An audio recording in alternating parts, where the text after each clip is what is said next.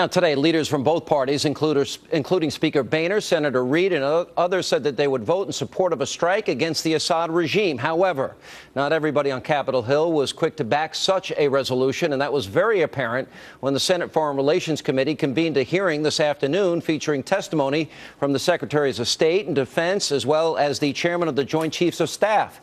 Let's take a look as a number of senators raised very serious reservations about carrying out an attack in Damascus. I am reluctant. If there was one American, if this was an attack against any American interest, this would be a no-brainer for me. But I'm reluctant at this point, and a part of it stems from where this is going to go. The other thing that really troubles me about this is what happens if this thing gets away from us. Goal number one is to hold Assad accountable. Goal number two is to deter this behavior in the future. And goal number three is to degrade Assad's capacity to carry out these attacks in the future. Quite frankly, I'm a bit skeptical that the act that what the president is asking for will provide the support needed to achieve these objectives, and that these objectives are even realistic at this point. What planning is being undertaken right now in case this does spin out of control? If we do not say that the Constitution applies, if we do not say explicitly that we will abide by this vote, you're making a joke of us. You're making us into theater. And so we play constitutional theater for the president. If this is real, you will abide by the verdict of Congress. You're probably going to win. Just go ahead and say it's real, and let's have a real debate in this country and not a meaningless debate that in the end you lose and you say, oh, well, we had the authority anyway. We're going to go ahead and go to war anyway. Now, another significant moment at today's hearing came when Secretary Kerry was asked whether or not American boots would ever be sent to Syria, and here is his response. Let me be very clear now, because I don't want anything coming out of this hearing that leaves any door open to any possibility. So let's shut that door now as tight as we can. There will not be American boots on the ground with respect to the Civil War. Now, regardless of those assurances, there are legal experts who believe that possibility could, in fact, still exist, which is probably why, according to a brand new poll conducted by the Washington Post, ABC News, 6 in 10 Americans are opposed to taking any military action. Here with reaction tonight is a member of the Senate Foreign Relations Committee, Kentucky Senator Rand Paul. Senator, good to see you. Welcome aboard. Glad to be with you, Sean. Let me use the words of the White House. This is not open-ended. No boots on the ground. This is days, not weeks. And by the way, this is not about regime change. So that raises the question. What are we doing this for? Well, it's sort of like we've announced in advance, oh, it's going to be just a little war, not a big war, just a little war, and it won't last too long, and we're not going to have regime change. So we really have no military objectives, but please support us in this little war that the president needs to have so he can save face because he drew a red line. That's not a compelling reason. I don't think they made compelling arguments today. Okay. We also heard today that Syria is moving a lot of their weapons into areas where there's a high population of civilians. Are we planning on the potential collateral damage, or do we have any chance even to get those weapons? Well, I thought Senator McCain made a great point. He and I don't always agree, but he made a wonderful point. He looked at John Kerry and he said, you know what, it's not very good military strategy to announce in advance it's going to be limited and let them know it's coming so they can move all of the things you're planning on bomb. They can move to other sites. It is kind of ridiculous when you think about it that that's the strategy that President Obama has. Well, didn't Senator McCain also suggest that saying Allahu Akbar is similar to saying thank God? I didn't hear that part. I don't think that was in our committee. That may have been in an interview. It was on Fox and Friends this morning. But I would say that they didn't make a compelling case for American interests. And I asked a couple of questions. I said, is it more likely that Israel will be attacked if we bomb Syria, or less likely? I think it's more likely. Is it more likely that Turkey will be attacked, or that Iran or Russia will be drawn into this?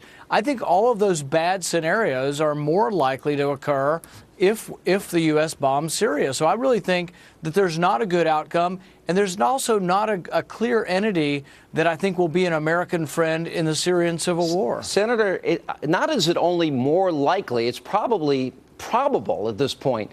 Both Syria and Iran have said they will retaliate against Israel. Did anybody ask Senator Kerry or Chuck Hagel or President Obama if, in fact, Israel is a victim of retaliation for any strike he makes, what effort he will put into defending Israel? His comment was Israel told him they could take care of themselves. But I want to make it less. I think Israel can. I think Israel has a strong national defense, and I think they can do well in any battle. But I don't want to involve Israel in a battle because they have so many enemies around them that I'm fearful that it could spin out of control. So my first choice would be to not involve Israel in a battle if we don't have to. All right, let's talk about the president didn't feel, even when he spoke on Saturday, that he necessarily needs to go to Congress, although I believe the Constitution is clear that, in fact, he does, and I think you agree with me on that. But there have been many examples, I'll put them up on the screen, and I want you to respond to this, of how the president has bypassed Congress since he took over.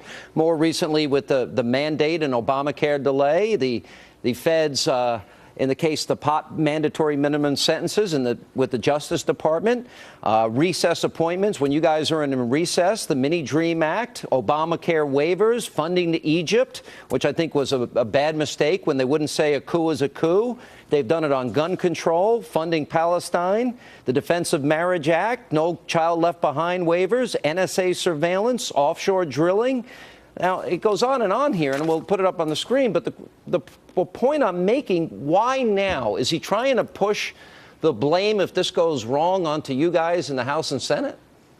Well, I asked a very pointed question to John Kerry about this. I said, look, I want to be proud of the president. There haven't been that many times, but I wanted to be proud that he was asking for congressional authority, and I was for about a minute until I heard him also say, oh, but it's just a fake vote. If you vote against me, I'll still bomb Syria because I have all the authority I need. That troubles me because, you know, Madison wrote a lot about war, and Madison said that the Constitution supposes what history demonstrates, that the executive branch is most prone to war. Therefore, the Constitution gave that power to the legislature. And I don't think the president fully gets that. What could we possibly accomplish in something that's not open-ended, something that is going to be days, not weeks? What could possibly accomplish here? Is one of those things perhaps assisting the Islamic radical Islamists that are the likely successors to Assad? Well, you know, I'm a big stickler that Congress initiates war, but I think one of the problems of this resolution is, and this is where I agree with John McCain, this resolution is going to restrict the power of the president to execute the war.